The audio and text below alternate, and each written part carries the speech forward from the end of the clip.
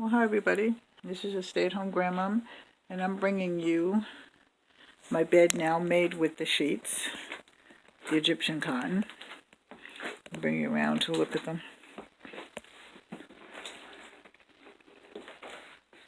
You can see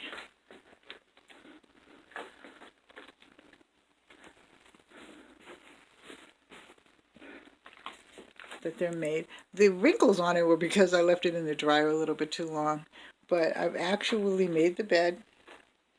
I've sat on it. The sheets are fine. They're so soft and just cuddly, and I'm liking them. And I just thought I would show you this. So these are different cotton sheets. I'll leave all of the information on how to order them in the description box. So I love you. Take care. God bless. Bye-bye.